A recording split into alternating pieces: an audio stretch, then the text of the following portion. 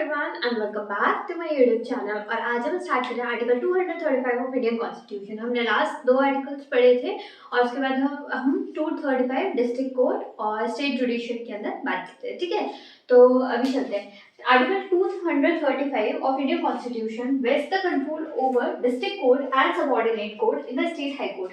जो कंट्रोल होता है डिस्ट्रिक्ट कोर्ट और सबऑर्डिनेट कोर्ट, जितने भी चाहे कोर्ट ट्रिब्यूनल हो, डिस्ट्रिक्ट कोर्ट हो गया या फिर जो भी डिस्ट्रिक्ट कोर्ट या फिर सबऑर्डिनेट कोर्ट्स हो जो कि एक स्टेट के अंदर आते हैं। फॉर एग्जांपल अगर राजस्थान के स्टेट की बात कर रहे हैं तो राजस्थान के जितने भी हाई कोर्ट के सबऑर्डिनेट कोर्ट्स हो गए, या फिर जैसे जोधपुर में हाई कोर्ट है और फिर जयपुर में ब्रांच है, वो वाला कोर्ट भी, एज वेल एज जयपुर का डिस्ट्रिक्ट कोर्ट या फिर कोई कोर्ट ट्रिब्यूनल या फिर कोई सबऑर्डिनेट कोर्ट, तो सब इंक्लूड होंगे हाई कोर्ट की पावर के अंदर। अब ये पावर के अंदर जो इंक्लूड हो रहे हैं तो ये क्या इंश्योर करते हैं? इंश्योर करते हैं judicial independence of administrative control of high court. जो भी कोई एडमिनिस्ट्रेशन का काम है, चाहे हाई कोर्ट में हो चाहे हमारे डिस्ट्रिक्ट कोर्ट में हो, ये सारे एडमिनिस्ट्रेशन का काम, जितना भी किसी कोर्ट के एडमिनिस्ट्रेशन का काम कौन है? हाई कोर्ट करेगा, हाई कोर्ट संभालेगा। अगर डिस्ट्रिक्ट कोर्ट का है तो वो उसको देखेगा, उस पर ये आई रखेगा। ठीक है, तो जैसे इसकी ये सारे इतना आई रखना या फिर इतना सारा इंटरफेरेंस का काम क्यों कर रहा है डिस्ट्रिक्ट कोर्ट में हाई कोर्ट? इसलिए क्योंकि एक तो स्टेट के अंदर कोई भी कोर्ट आ रहा है तो हाईएस्ट अथॉरिटी ऑफ कोर्ट कौन है? High court. तो हाई कोर्ट रखेगी उन सबका ध्यान, as well as high court ऐसा बिहेव करता है जैसे वो इन सारे कोर्ट्स का बड़ा भाई है।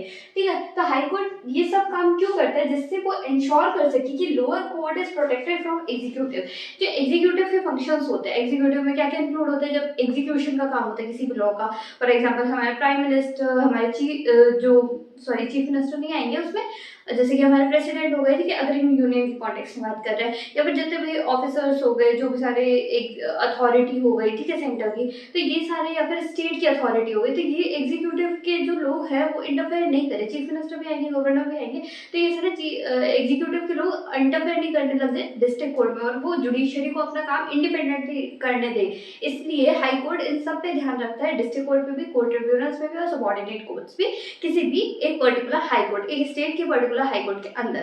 ठीक है, इसके बाद बात आती है आर्टिकल 235 ये भी इंक्लूड करता है कि पोस्टिंग, प्रमोशन एंड जो भी डिस्ट्रिक्ट कोर्ट के जजेस हैं, तो डिस्ट्रिक्ट जज हो गए, तो ये जो डीजे होते हैं उनके पोस्टिंग, उनका ही प्रमोशन और उनके leave of a person in judicial service is covered in article 33 इन 235। ठीक है, तो इन तीनों चीजों का काम 235 आर्टिकल के अंदर आता है, और फिर इसका सारा काम का ध्यान कौन रखता है? High court. High court ensure करता है कि कोई भी इंटरफेरेंस नहीं हो एग्जीक्यूटिव को, और सब इंडिपेंडेंटली, सारे उसके सबऑर्डिनेट कोर्ट्स या फिर कोर्ट ट्रिब्यूनल या फिर डिस्ट्रिक्ट कोर्ट, सारे इंडिपेंडेंटली अपने आराम से काम कर सकते। ठीक है, आर्टिकल 235 में इतने। अब हम चलते हैं आर्टिकल 236 की side. Okay, now we are reading Article 236 of Indian Constitution, जिसमें इंटरप्रिटेशन दे रखा है। इंटरप्रिटेशन दो डेफिनेशंस है।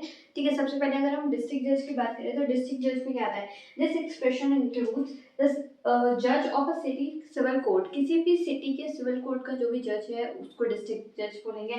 एज वेल एज और क्या क्या इंक्लूड करता है डिस्ट्रिक्ट जज, वो देखते हैं। एक तो एडीजे।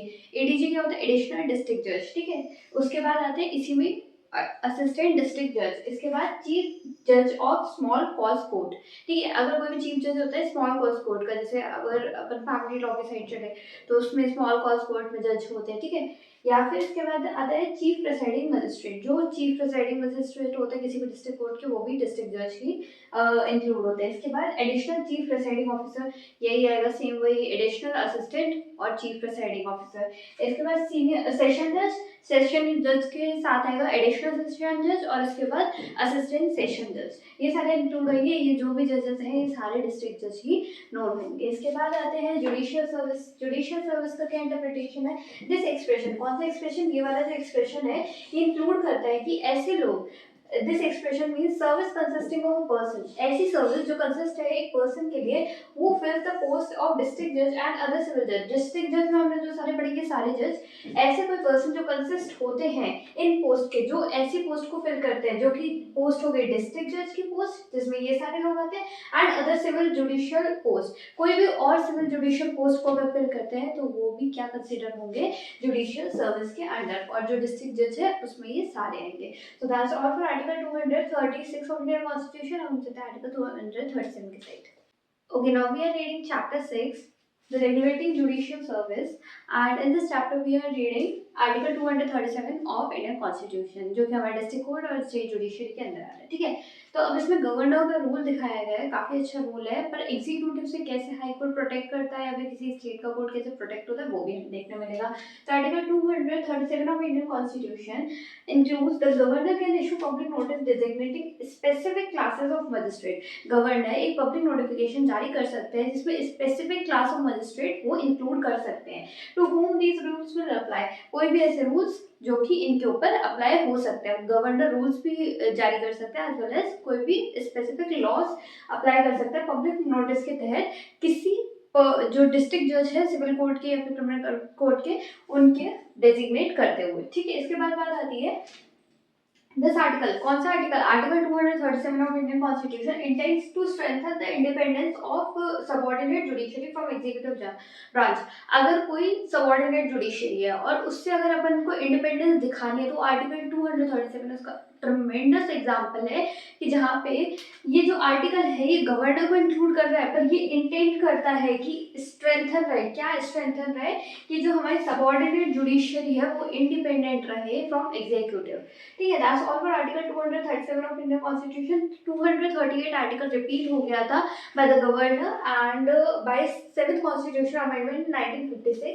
तो that's all for this articles and that's all for this video. मैं आपको मिलते हैं अगले वाले वीडियो में, तब तक आप अपना ध्यान रखिए एंड बाय बाय।